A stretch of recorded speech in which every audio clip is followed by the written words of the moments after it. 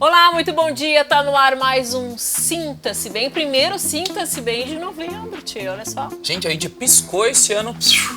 É Natal, hein, tio? Terminou, é verdade, é Natal e a gente começa o programa de hoje com a nossa cadeira cativa das receitas deliciosas aqui no Sinta-se Bem. Marcinha Unfer vai te ensinar algo super especial. Tava com saudade já. Bem, ontem foi finados e por isso nós vamos falar sobre a relação da constelação familiar com o luto. Como a constelação aborda esse tema, afinal? E hoje tem a estreia de uma personalidade aqui no Sinta-se Bem que a gente tava morrendo de saudade. Doutora Sala vem falar de direito de família e o papo que também tem a ver com essa questão de luto e de finados é herança. Tá no ar mais um Sinta-se Bem, fica com a gente, tchê, não sai daí. Vamos lá. Não se admire se um dia um beija-flor invadir a porta da tua casa, te der um beijo e partir. Fui eu que mandei o beijo, que é pra matar meu desejo. Faz tempo que eu não te vejo, ai que saudade de você.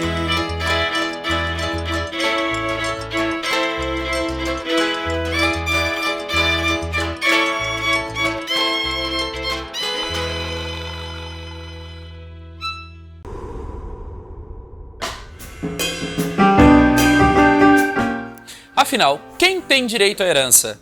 A partir de agora, a doutora Salo, especialista em direito de família e sucessões, esclarece tudo sobre o assunto.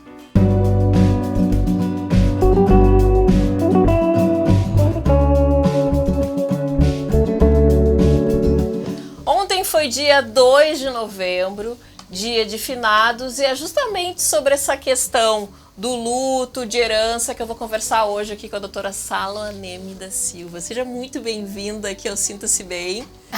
O prazer é meu, tava com saudades tuas, Também, Claudinha. tava com muita tempo. saudade. A gente aproveitou esse período de finados para linkar justamente com esse assunto, porque quando a gente fala em morte já é tabu. Herança, então, mais ainda, se evita falar sobre essa questão. É verdade. É verdade, até porque é difícil para nós falar sobre finitude. Nos quer parecer que nós vamos ficar aqui infinitamente, ninguém quer enfrentar essa situação. Mas já que com certeza todos temos que passar por isso, era melhor que nós buscássemos nos precaver para poder fazer uma passagem com saúde mental para os nossos filhos, para os nossos netos, para os nossos herdeiros. Então, quando a gente encara uma situação dessas, e ontem estavam todos em sofrimento, né? Outras pessoas ficam muito tempo para se recuperar. Eu sei porque quando meu pai faleceu, eu levei 6 anos para fazer o luto. Ou seja, trabalhei sem parar. 2 dias depois que ele faleceu, eu estava trabalhando. Mas o luto, a tristeza que me acompanhava, que foram salvos pelo escritório, eu levei 6 anos para entender perfeitamente que agora tinha que tocar para frente. Então, eu sei como dói quando tu tens um vínculo bastante estreito com alguém. Mas a lei oportuniza que nós resolvamos o problema sem deixar que no futuro nossos herdeiros tenham sequelas. Nós podemos fazer um testamento. Nós temos hoje herdeiros... Independente da idade, doutora Sala. Não, nós temos que ser maiores. Maiores de 18 anos já pode fazer. Sim, já pode fazer. Ou quem já alcançou uma responsabilidade civil que os pais oportunizam, então que eles determinem e administrem a própria vida, não é? Então, o que acontece? Nós temos que ver que existe uma ordem na vocação hereditária. Ordem de quem vai herdar, conforme o vínculo mais próximo ou mais longe do morto, do autor da herança, como se diz. Ele é que vai determinar. E o ideal é que nós determinemos o mais minudentemente possível em vida, Claudinha. Por quê? Quem são os herdeiros hoje? Os herdeiros legítimos que estão previstos pela lei estão até o nosso 4º grau.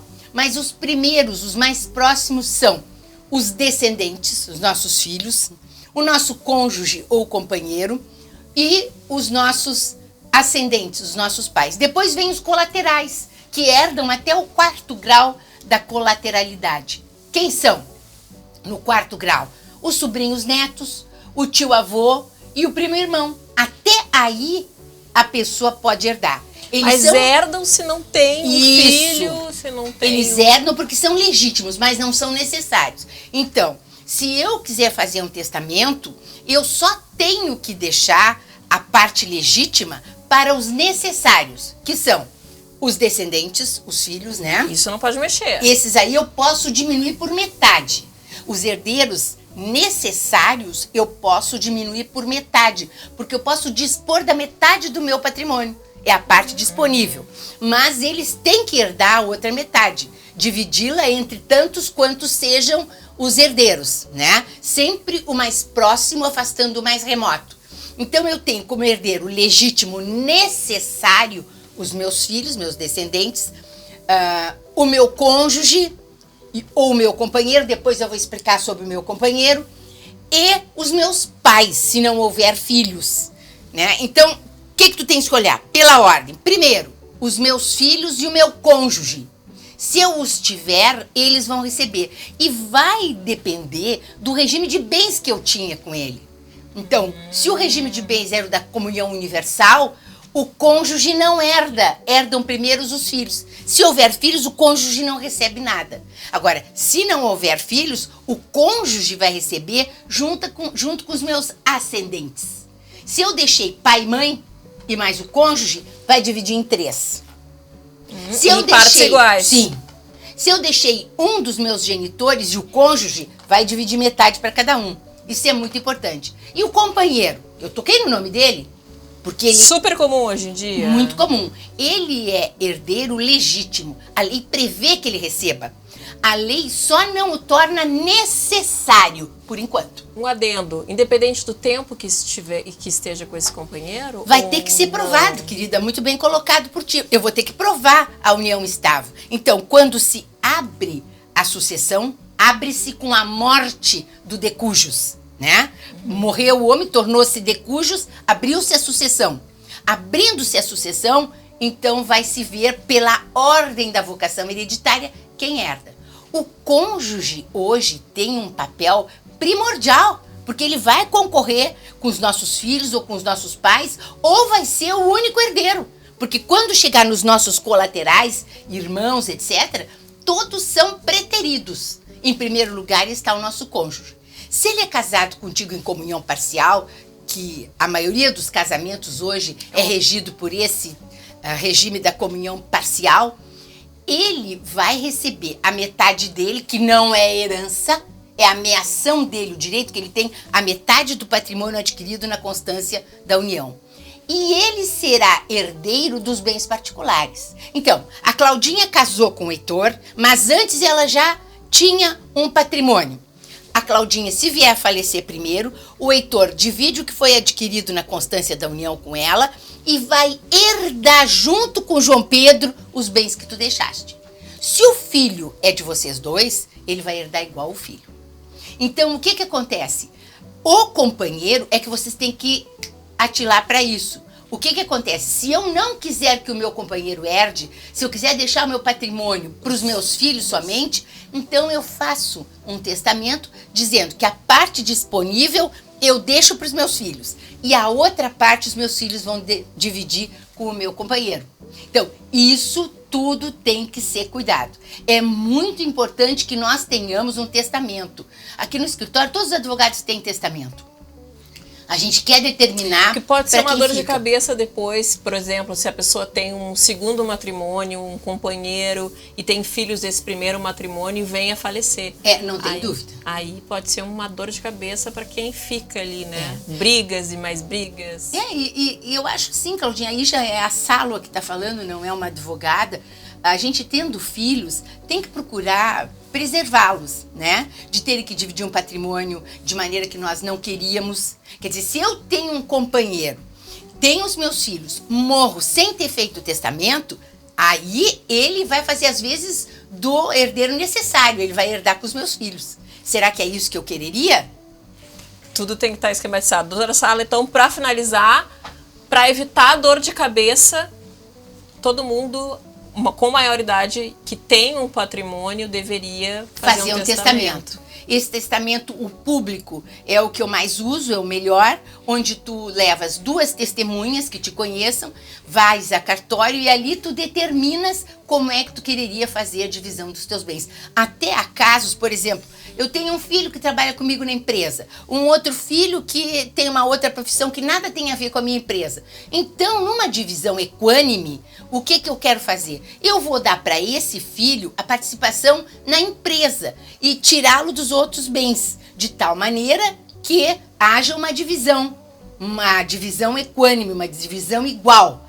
Mas eu também posso, se a minha empresa vale muito mais, dizer este filho vai ficar com a empresa e com a parte disponível dos meus bens. Ou seja, a parte que eu dou para quem quiser, que é a minha metade. Doutora Sala, adorei. Muito obrigada pelos esclarecimentos. O prazer foi meu te ter aqui, Claudinha. Tava com saudades tuas. Também.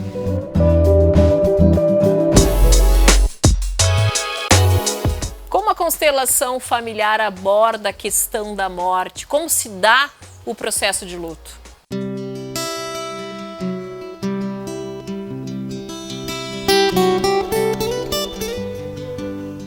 A gente está num período que se fala muito em luto, né? Novembro é o mês dos finados e é sobre esse assunto que a gente vai falar hoje aqui com a Claudinha Fortuna, que é consteladora familiar.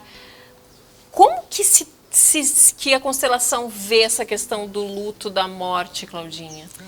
Bom, sabe que é bem interessante porque assim, para mim, de todos os feriados do ano, o mais importante é finados. Sério? Sim. Por que porque ele é é a mais importante? homenagem a quem veio antes. Claro que não significa que todas as pessoas que já foram enterradas do nosso clã, da nossa família, sejam anteriores a nós. Às vezes uma criança vem a falecer e não veio antes. Exatamente. Mas são os que foram primeiro. Eles atravessaram primeiro essa barreira entre vida e morte. E no finados, é o jeito, o momento que as pessoas têm de olhar para isso. Então eu sempre considero o feriado mais importante de todos. Na constelação nós dizemos o seguinte: alguns têm corpo e espírito e alguns só têm espírito. Essa distinção de que quem morreu não existe dentro da constelação não é verdade. Inclusive, eu estou escrevendo um artigo agora, no jornal, que o título é assim: quem tem um olho em terra de cego é excluído. Por quê? Porque quem é muito diferente dos outros é excluído do seu clã. Nós temos mania aqui, o ocidental tem essa mania de que quando alguém morre não se fala nisso. Exatamente, e o luto, as pessoas fogem um pouco desse assunto da morte, né? Exatamente isso que eu queria abordar contigo. Quando a gente fala, né, fulano tá, né, não tá bem, tá doente, há um tabu em relação à morte. Parece que se a gente vai falar, a gente vai atrair, né? Se evita muito, como se a morte fosse algo velado, exatamente. Como se fosse algo que não pode vir à tona e aquela pessoa não pertence mais. Mas esse é um jeito, é uma forma muito ocidental de se lidar com a morte. Outros povos lidam de outras formas. Por exemplo, os índios, na África, tem tribos que mantêm inclusive o prato e o lugar na mesa daqueles que morreram. Interessante. Eles mantêm aquele ato sagrado da refeição e mantêm uma homenagem àqueles que já morreram. Então eles estão presentes, inclusive, dentro do cotidiano familiar. Porque tu põe o prato, tira o prato, põe o talher, tira o talher, porque ele faz parte. E esse é um jeito muito bom de se olhar para as coisas, porque realmente quem não tem mais corpo ainda pertence ao sistema. Quando nós deletamos qualquer pessoa, fulano agora virou santo porque ele morreu. Então a gente não pode falar dos defeitos. Ninguém sai por aí falando dos defeitos de quem morreu. As pessoas, fulano era tão bom. Tu assiste um velório, independente de quem é, a gente sempre fica pensando que pessoa maravilhosa. Deixaram para dizer só o que é bom agora. Raramente se traz algum assunto. Exatamente. A gente sabe que é assim que as pessoas se comportam. Então, dentro da constelação, nós temos tanto respeito pelo vivo, quanto por quem não tem mais corpo. E a gente lida com eles na constelação da mesma forma. E a que se lida constelação com os vivos. acredita nessa questão do espírito, da espiritualidade. De que existe uma continuidade. De que existe uma continuidade, de uma certa Sim. maneira. Que isso não é um final, que isso é uma continuação. Só não tem mais corpo. Então, nesse período que a gente está de finados, de respeito aos nossos ancestrais, porque a constelação nada mais é também Com do que certeza. essa continuidade, o que o pessoal deveria fazer, Claudinha? O que tu indicaria para quem está nos assistindo? Eu diria que, normalmente eu faço algum evento e para que a gente faça a grande inclusão daqueles que já foram. Aliás, é um evento lindíssimo. Nós fizemos o ano passado um evento desses. Esse ano vai ter de novo? Eu acho que vai ter. Estou preparando, começando a preparar. Porque a gente trabalha com um público bem grande e se seleciona, por exemplo, 10 pessoas que vão olhar para quem está na plateia e escolher aqueles que ainda fazem parte do clã. Então é uma procura de incluir todos que já foram. É muito lindo porque tem pessoas que não são escolhidas por ninguém, depois a gente pergunta e troca e todos os grupos têm a oportunidade de achar os seus, mas existem pessoas que repetidamente não são escolhidas. E aí, já entrevistei essas pessoas assim para saber o que acontecia, como é que elas se sentiam. Eu me sentia invisível. E aí a gente pergunta para as pessoas, quem que vocês estão deixando de fora na família? Ah, faltou fulano. E aí aquela pessoa se sentia reconhecida e participante. Lembrar de quem já se foi nesse plano físico é importante para que a família continue nessa harmonia, né? Nessa evolução, exatamente. faz toda a diferença. Incluir os mortos faz diferença. Para encerrar, Claudinha, uma curiosidade minha, tem muitas pessoas que têm aquelas superstições, por exemplo, eu não vou ter foto em casa em porta-retrato de quem já se foi, porque isso não faz bem no processo de luto. Então, pelo que tu estás me falando, é o contrário, a gente tem que ter sim uma forma de lembrar e se ligar, dessas pessoas que já se foram. E se ligar a essas pessoas. Não precisa ocupar os mortos, não precisa tirar eles, a gente mantém a ligação, mas sem sobrecarregá-los. Não vai ficar chamando, evocando e o tempo inteiro e chorando e clamando, mas de um jeito leve, de um jeito bonito e respeitoso. Bacana, adorei. Também. Obrigada.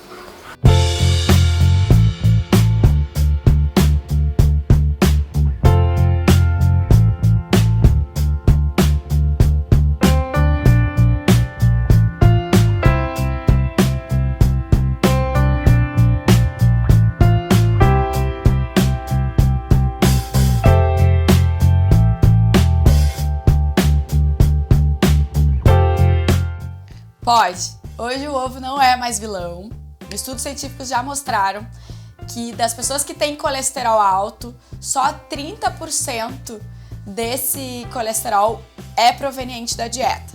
O que significa? Significa que a maior parte do colesterol circulante vem de uma produção endógena, ou seja, o próprio organismo produz essa quantidade de colesterol, que pode estar influenciado por questões genéticas, por questões de comportamento e ambiente, tá? E não necessariamente desse consumo de ovo ou de outros alimentos ricos em gordura saturada ou colesterol, etc. E o ovo, ele é bem interessante porque ele, além de ter muitos nutrientes e vitaminas, ele é bastante sacetogênico. Ou seja, a pessoa que está interessada em emagrecimento, por exemplo, vai se sentir saciada por muito mais tempo utilizando o ovo na dieta. Então pode ser uma estratégia bem interessante, não vai estar alterando o colesterol sérico, né, do sangue, e em geral ele é bem gostoso e versátil. Então tem muitas formas de elaborar esse ovo dentro da rotina alimentar sem ficar cansativo.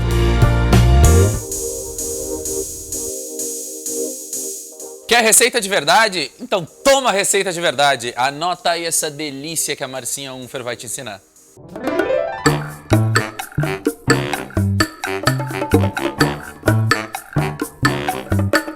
E aí, gente, estamos de volta, eu e Marcinha Unfer aqui no nosso Sinta-se Bem. Seja bem-vinda, meu bem. Gratidão mais uma vez, um prazer estar aqui. Cadeira nesse cativa programa já, né? Maravilhoso. Tu Parabéns tá em casa, pelo programa. tu tá em casa. Com certeza. Desenvolva essas receitas exclusivo para você. E hoje a receita aqui, eu acho que eu nem vou falar nada, porque eu corro o risco de ficar com tanta água na boca que eu vou me atrapalhar. Marcinha, o que a gente vai trazer pro Bom, pessoal? gente, essa é uma receita super versátil para café da manhã, lanche da tarde, substitui até um jantar. Com certeza, a gente tem todos os elementos aqui para nutrição plena, funcional, alimento de verdade, comida de verdade que você vai fazer aí muito facilmente. A gente vai fazer iogurte de nozes.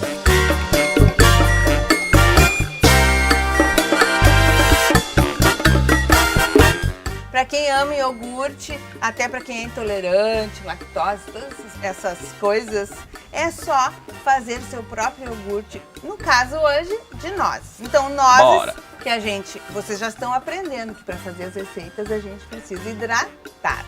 Já tirei a água da hidratação, porém ficou a noite toda aqui, não se prenda com horário. Antes de dormir, coloca lá, cobre de água, põe a tampinha, não precisa ficar na geladeira, tá? E vai dormir. De manhã, tirou a água, Pronto pra receita. pronto para receita. Bora pro liquidificador, então. Bora pro liquidificador. Liquidifica com água, como sempre também, os leites. O leite, a diferença do leite, Cássio, para o iogurte é que a gente vai colocar menos água. Menos porque a gente água. quer uma consistência cremosa. Se você quiser... E a gente não coa também, né? Não coa também. Então, se você quiser um iogurte mais cremoso, menos água. O de bebê, mais água. Mais água. Tá? Perfeito, vamos lá. Vamos colocar menos, que a gente quer muita cremosidade aqui. Só bater, Cássio. Batemos só nozes de água. Nozes e água. Simples assim. Sempre como parece ser, Simples porque é como de verdade. parece.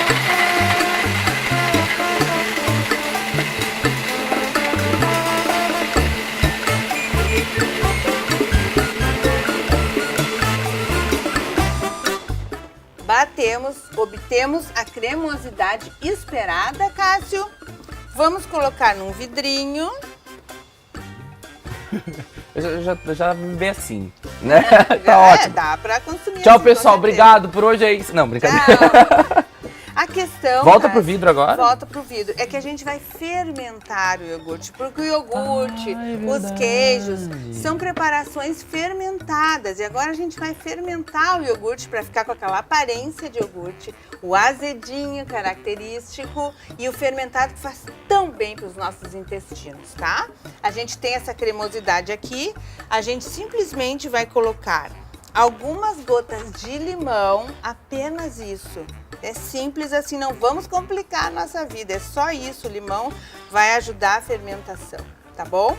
Feito isso, a gente vai colocar a tampinha sem fechar totalmente. Só encostar ela. Encosta, deixa lá no cantinho arejado da cozinha, pode até ser no escurinho lá no armário. Deixa toda noite. No outro dia, temos o iogurte maravilhoso, fermentado. Olha Esse que já é incrível. depois desse processo Olha todo. a consistência, Até a gente. cor ficou diferente dele. E vocês não podem ver aí, mas o Cássio vai dizer. Tá vendo, Cássio, a fermentação? Cheio de bolinhas no meio. Lindo. Puxa é vida. lindo, é uma cozinha mágica, é uma cozinha alquímica. Viva! É a cozinha da vida, a nossa cozinha, tá? Isso aqui deixa todo mundo lindo e magro. Vamos lá. Pronto, Que é tá tudo pronto. que a gente quer, É a com receita saúde. da beleza. A receita da beleza. Olha a fermentação. Muito bem, a gente vai fazer uma montagem, mas vocês criem a própria de vocês aí, tá? Vamos colocar o iogurte. Por isso que eu falei que é um café da manhã completo. A gente tem o iogurte.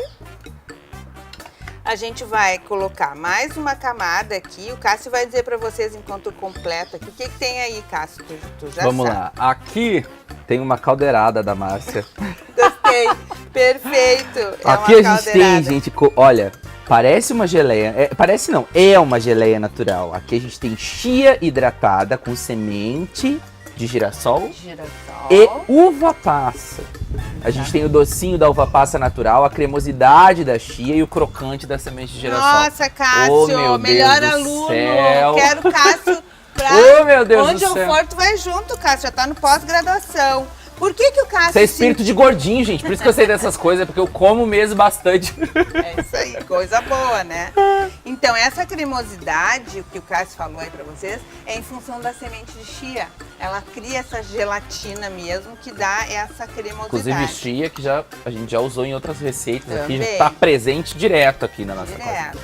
Uma Então, camada de iogurte bem significativa aí, né? e a quantidade é particular. Bem significativa. Eu encheria quase até a boca, quase. A nossa caldeirada, como Uma caldinha como falou o funcional, Cássio. maravilhosa. E framboesas. Agora sim, agora a gente completa a beleza aqui. Consigo lidar com essas coisas direito. Consegue.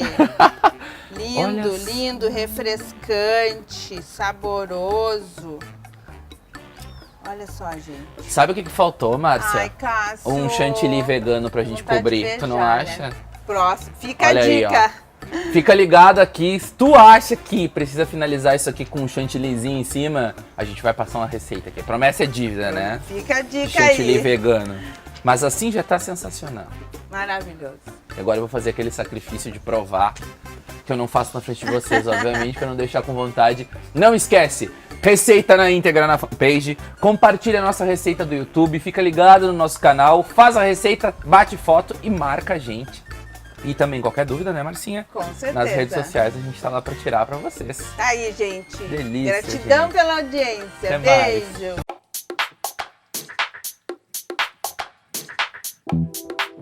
Que maravilha! Com a Marcinha Unfer eu aprendi que comida de verdade, porque é comida de verdade, né?